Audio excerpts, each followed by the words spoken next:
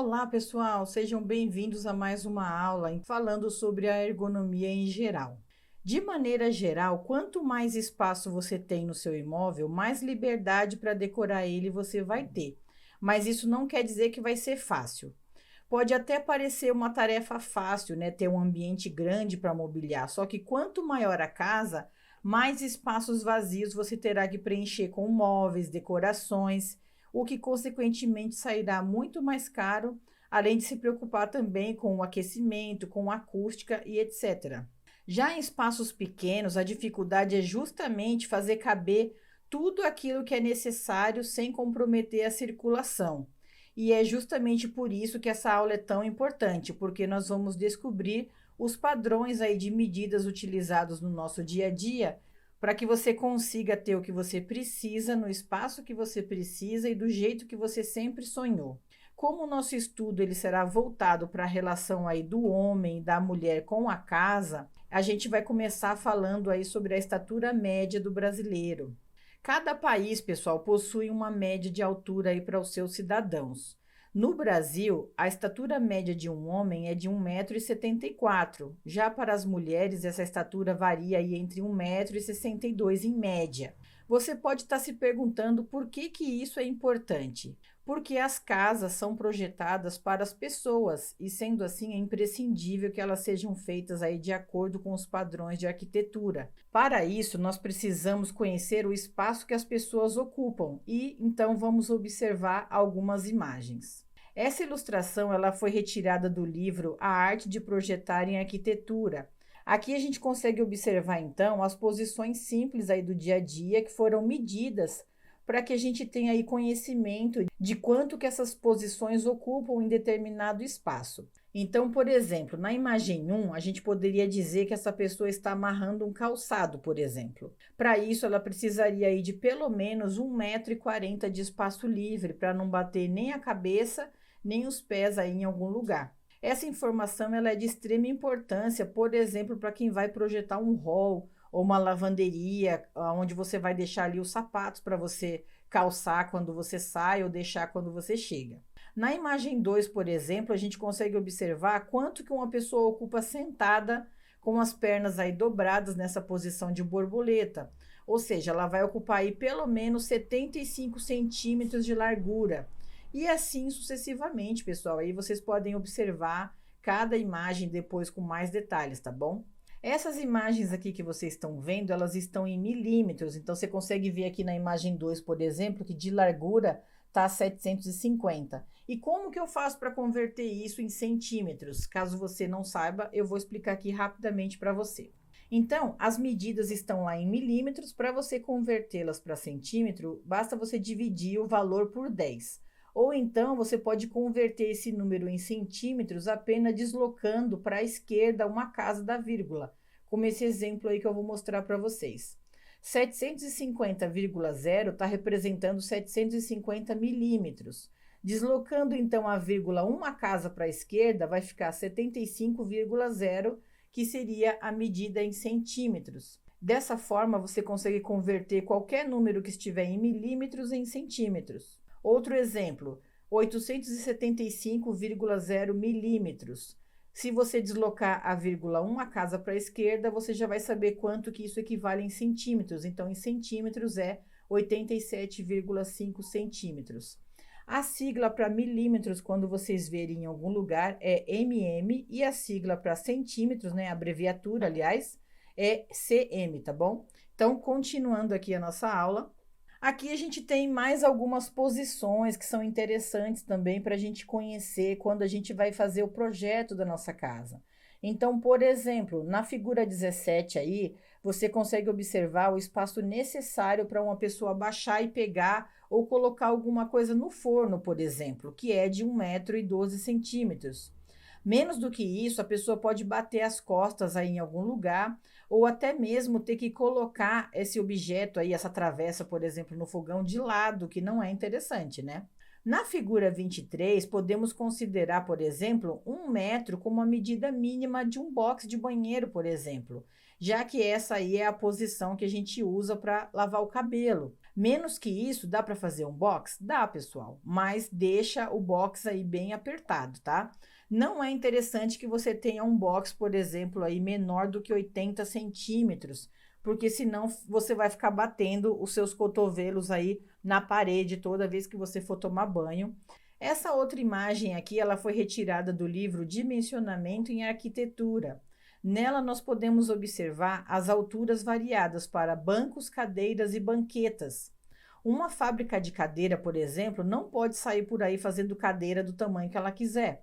Ela precisa seguir a norma brasileira correspondente aí ao seu setor. Então, nessa imagem, a gente consegue ver aí um banquinho pequenininho com 25 centímetros de altura, um banquinho maior com 35, 45 centímetros, por exemplo, é o tamanho de um assento de uma cadeira de jantar.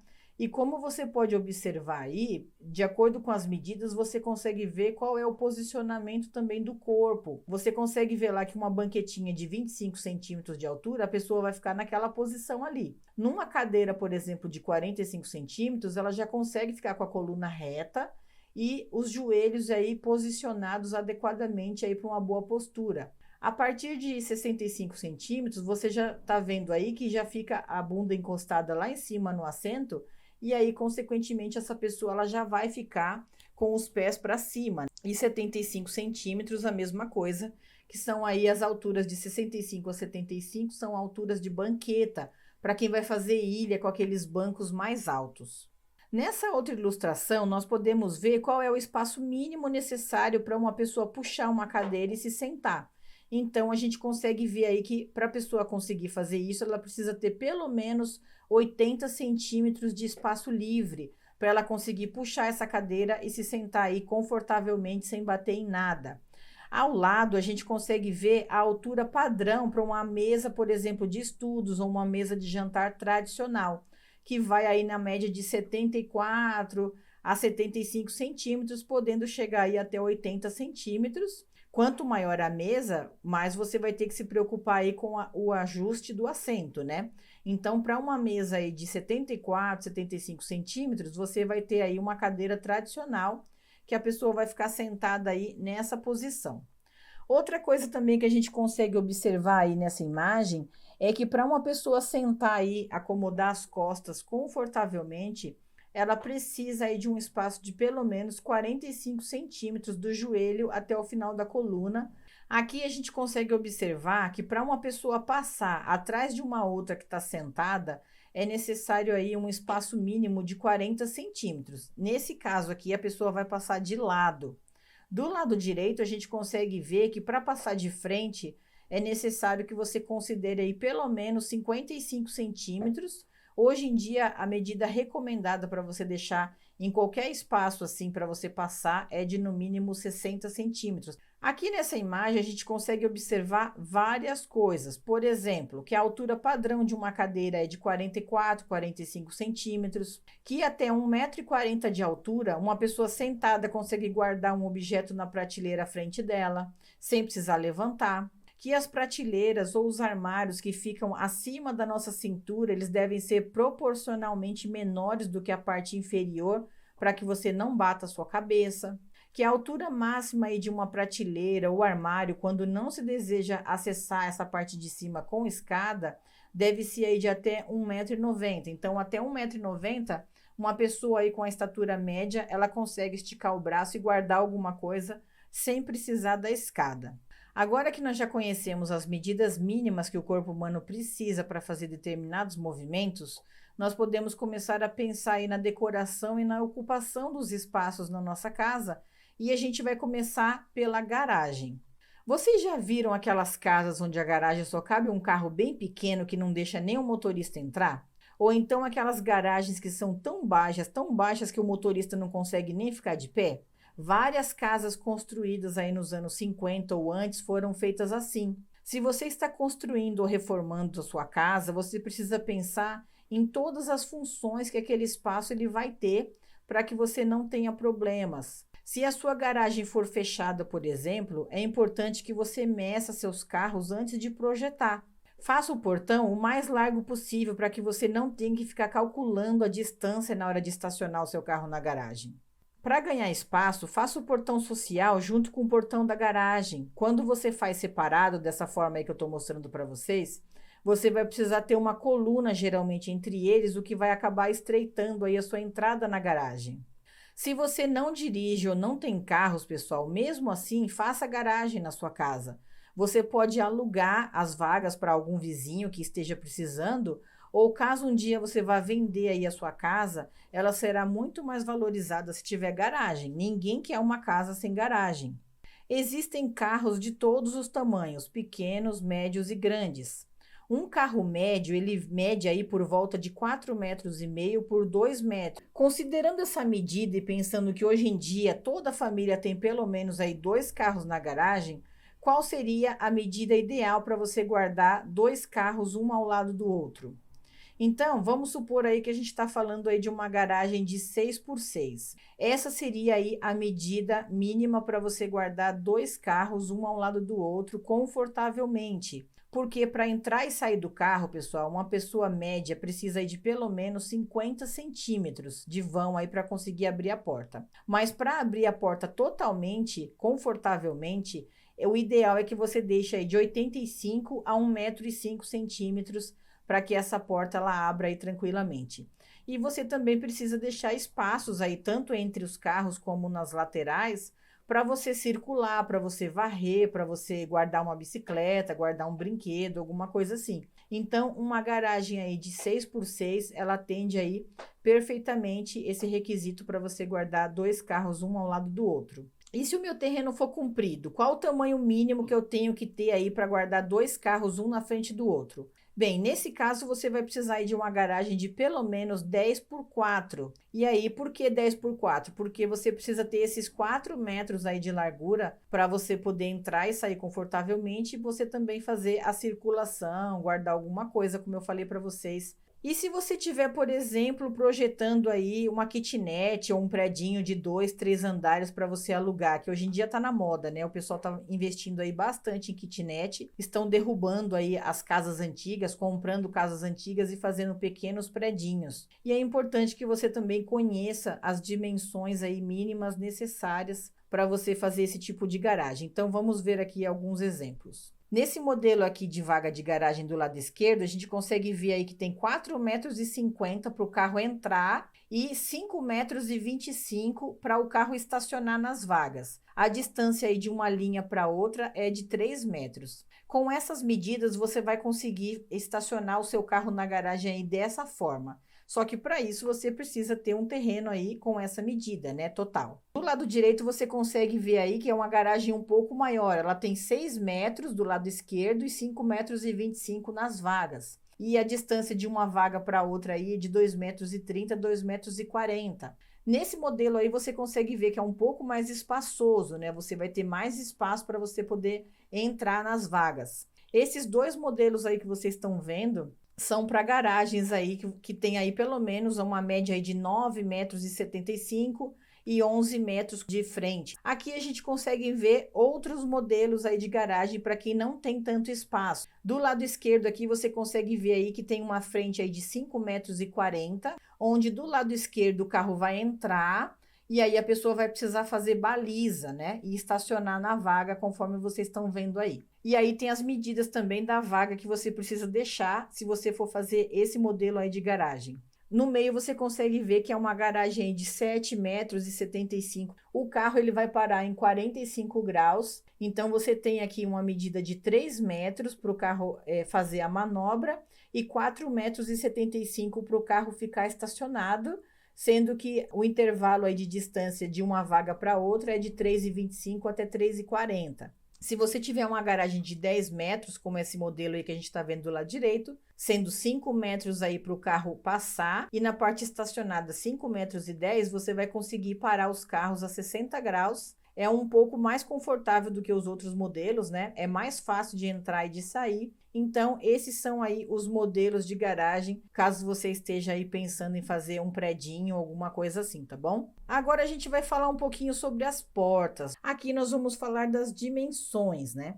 Depois do portão da garagem, pessoal, provavelmente a porta que você vai ver depois que passar da garagem é a porta principal.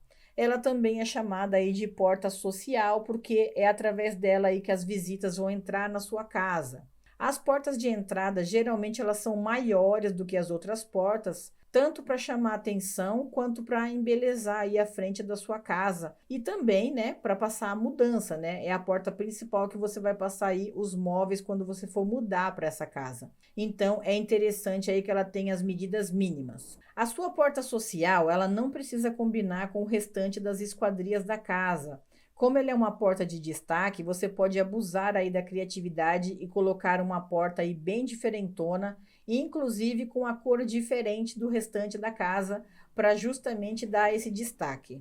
Esses aí são os tamanhos mais comuns de portas. A porta, pessoal, ela vai aí desde 60 a 1,20 m, as portas que são vendidas aí no mercado, portas de abrir, tá bom? E do lado direito você tem as medidas aí do vão que você precisa deixar para instalar o tamanho da porta aí correspondente. Então, a porta de 60 centímetros ela é a menor, geralmente ela é usada em banheiros. A de 70 centímetros ela também é bastante utilizada em banheiros. Já as portas de 80 e 90, elas são utilizadas mais para porta de entrada ou porta social, como eu falei para vocês. E a partir de 1 m, elas também são usadas aí para portas sociais, ou então portas de cozinha, como eu vou falar para vocês aqui daqui a pouquinho. Para uma porta de entrada, você tem que deixar aí pelo menos 90 por 2,10, né, para você conseguir entrar com os móveis. Se for uma porta pivotante, provavelmente a sua porta vai medir aí 1 m por 2,10. Se for uma porta de banheiro, você vai colocar aí uma porta de 60 ou 70 por 2,10. Já na cozinha, pessoal, uma porta de 80, ela atende aí perfeitamente, a não ser que você vá colocar na sua cozinha uma geladeira desses modelos, por exemplo, side by side, que elas são bem mais largas.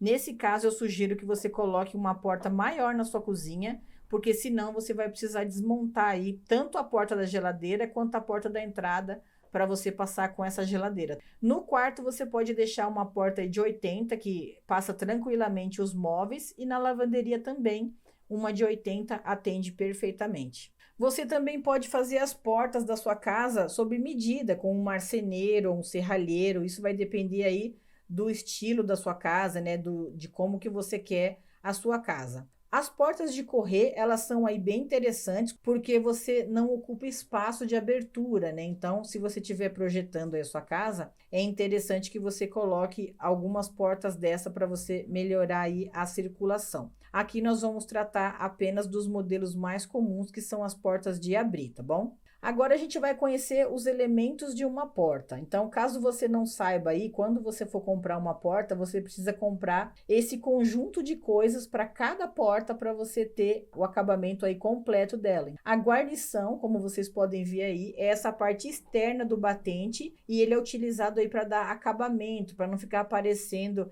aquele chumbamento da porta. Já o batente é a moldura da porta, que fica na parte interna aí do vão e ele dá acabamento também aí para a lateral da porta. A fechadura, que serve para abrir e para fechar. Hoje em dia existem diversos tipos de fechadura, desde leitura de digital e a própria folha da porta, que é a parte aí que fecha esse vão, né, que separa esses ambientes. Uma dica rápida, pessoal: as portas que ficam em áreas molhadas, como banheiro, porta de sacada sem telhado, alguma coisa assim, elas precisam receber pintura e massa na parte de baixo para que elas não absorvam umidade e inchem.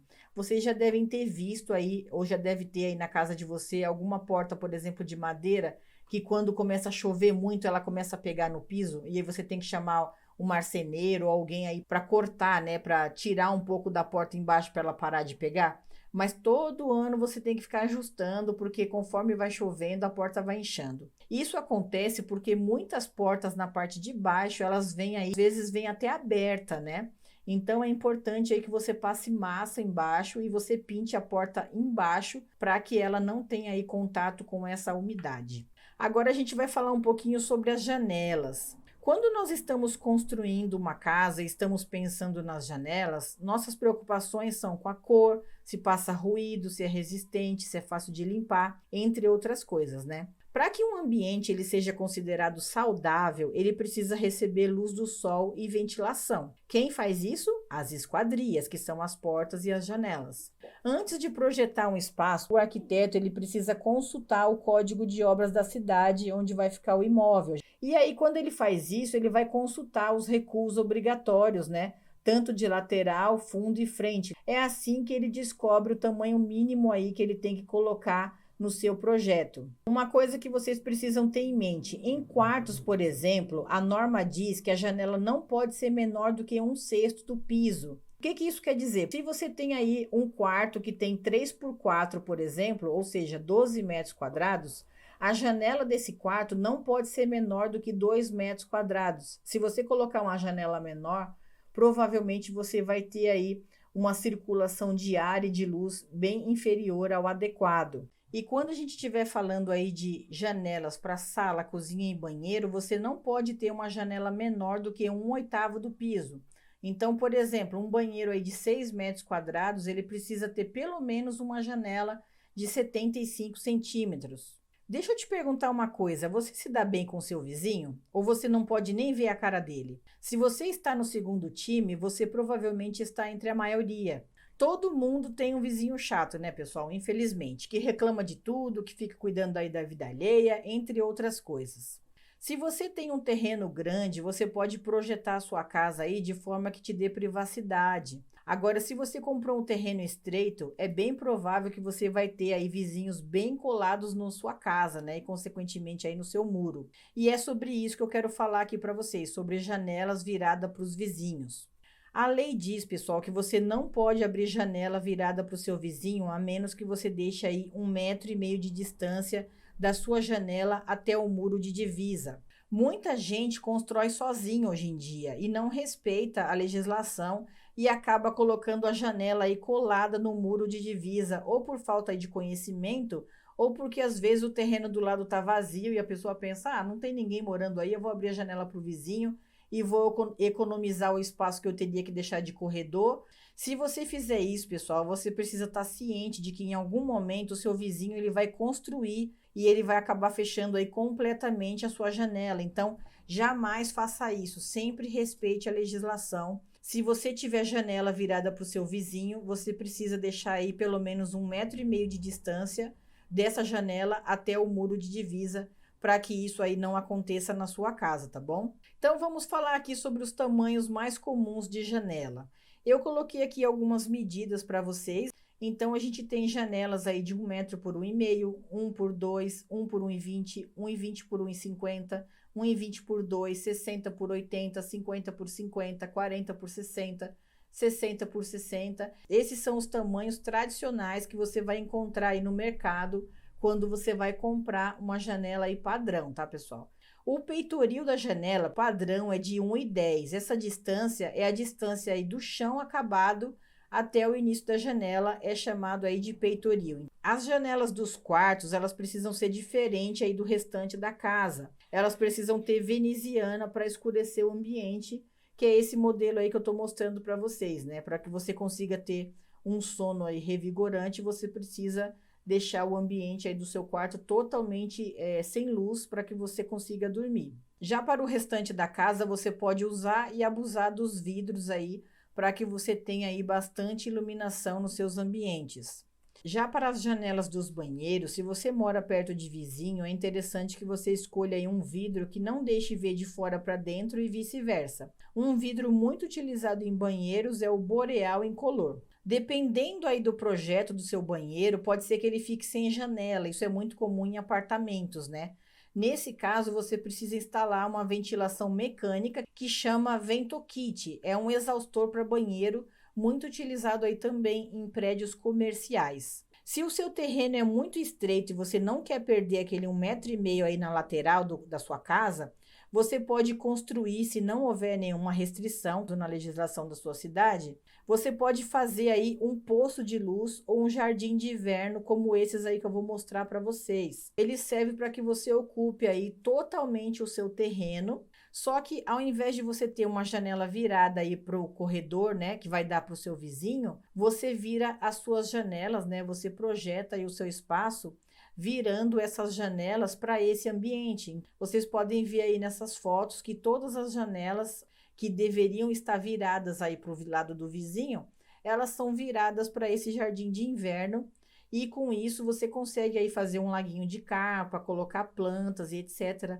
E o que que você precisa fazer? Você precisa deixar um buraco lá na sua laje, né? Aberto, né? Completamente aberto para que entre essa luz e essa ventilação. Você vai ganhar aí na lateral do seu terreno pelo menos 1,5 m.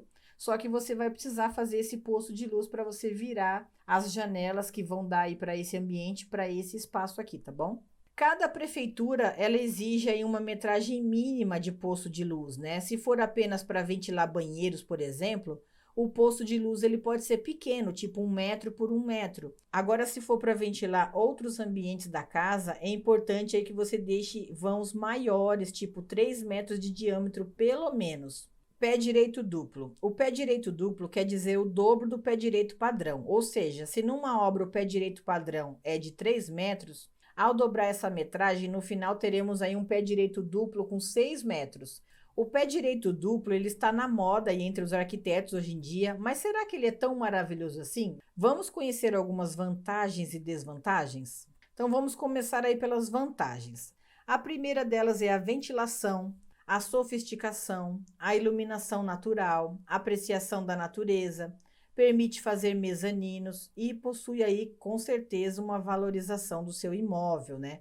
Uma sensação de amplitude, né? Dá aquela sensação de espaço maior, de espaço aberto. As decorações elas são mais ousadas e grandiosas e é uma ótima opção aí para as regiões quentes aí do Brasil ou do mundo. E quais seriam as desvantagens? Não é bom para regiões frias, né? Porque quanto maior o pé direito, mais fresca, né? Mais ventilada vai ser a sua casa. Então, se você já mora num lugar frio, vai ser muito mais difícil de você aquecer esse ambiente. Alto custo para construir e decorar, difícil manutenção e limpeza. Limpar uma janela aí com 2,5 m de altura já é difícil, você precisa de uma escada. Agora você imagina você limpar os vidros de um pé direito duplo, né? Você vai ter que chamar uma empresa, né? Praticamente para limpar. A manutenção e a limpeza é complicado. Para trocar a lâmpada, né? De um pé direito alto, como é que faz? Você tem que chamar o seguro, né? A acústica ruim também, né? Quanto maior o pé direito, pior vai ser a acústica, né? Mais coisas você vai ter que colocar nesse espaço para melhorar aí o som. O excesso de vidro pode transformar a sua casa numa estufa. Então, quanto mais vidro você tem também na sua casa, mais quente ela tende a ser, né? Porque o sol reflete no vidro e acaba esquentando esse ambiente dentro. E aí você vai precisar aí gastar bastante com ar-condicionado para você conseguir ventilar esses espaços no verão.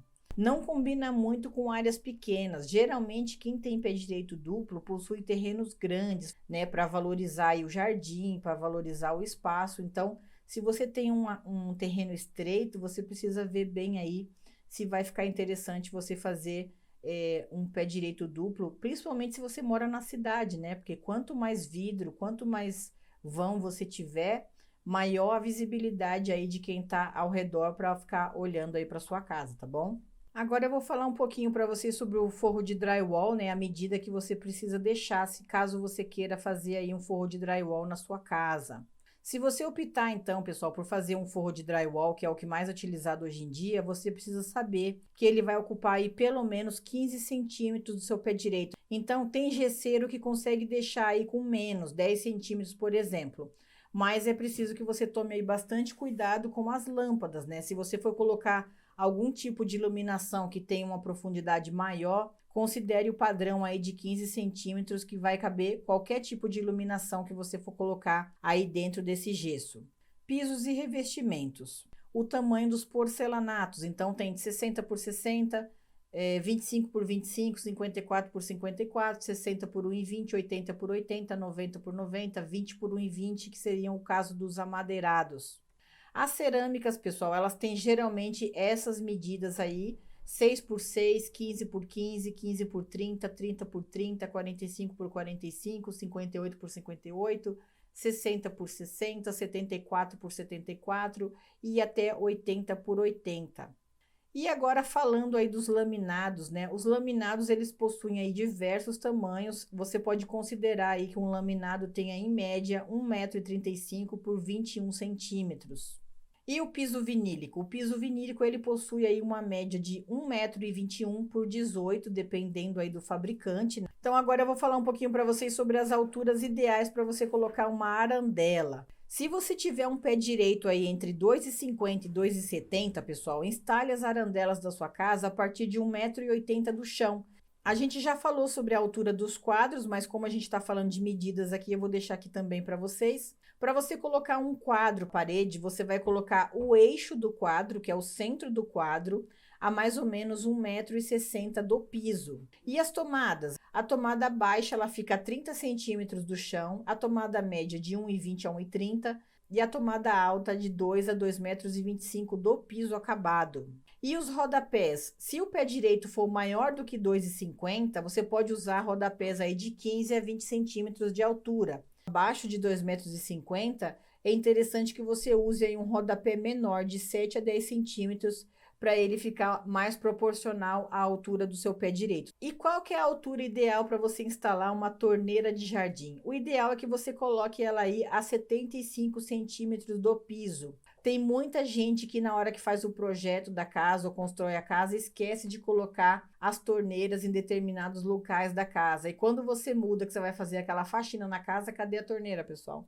Então, jamais esqueçam aí de deixar pontos estratégicos de água ao entorno da casa, para que você consiga aí fazer a manutenção de jardim, lavar o piso, lavar o carro, entre outras coisas, tá bom? Cortina. A gente também já falou das cortinas aqui, então eu vou reforçar aqui a informação. Jamais use cortina curta, meça do teto ao chão. A altura ideal deve ficar rente ao chão.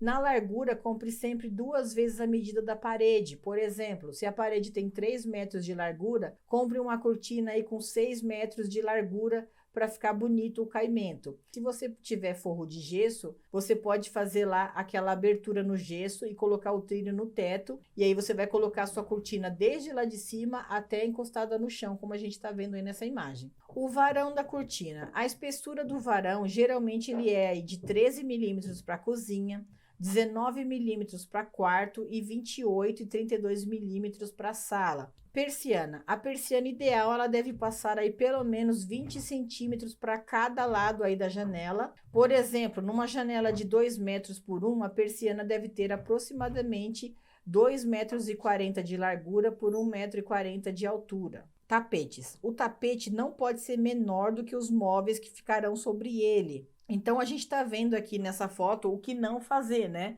O tapete, ele tá menor do que o sofá, ele tá solto, então fica esquisito. Então, jamais faça isso. É melhor você não ter tapete do que você comprar um tapete menor do que o seu espaço. Então, aqui a gente está vendo uma imagem do que seria um tapete aí no tamanho correto. Ele tá para baixo do sofá, a gente não consegue ver quanto, mas o importante é que ele passe aí para dentro do sofá. Aqui a gente está vendo um tapete na mesa de jantar. Foi colocado aí um tapete bem felpudo, né, de pelo alto. Não é o melhor lugar para você ter um tapete desse. Primeiro, porque ele tem aí o pelo alto, vai ser difícil de limpar. Segundo, pessoal, porque mesa de jantar cai comida, né, as crianças derrubam as coisas. Então, é um tapete aí que ele vai ficar provavelmente sempre sujo. Outro problema de ter tapete debaixo da mesa de jantar, nesse caso aí, é o tamanho, né? O tapete ele é bem menor do que ele deveria. Então, se você quer colocar um tapete na mesa de jantar, é interessante que você considere aí pelo menos 90 centímetros a mais a borda da mesa, para que quando a pessoa vá sentar nessa mesa de jantar, ela não fique enganchando os pés da cadeira nesse tapete. Aqui a gente consegue ver aí um tamanho de tapete ideal para um quarto. O ideal é que o tapete ele passe aí da cama. Se você tiver um móvel aí no pé da cama, um recamier ou alguma coisa assim, é interessante que esse tapete passe também do recamier, exatamente como vocês estão vendo aí. Agora eu vou falar um pouquinho para vocês sobre a roda base ou sócolo. Então, o roda-base, a gente está vendo ele lá embaixo, né, na cor cinza. Esse roda-base, pessoal, a altura dele varia aí de 10 a 18 centímetros de altura. Uma média que você pode considerar para deixar na sua casa aí são 15 centímetros, que funciona muito bem.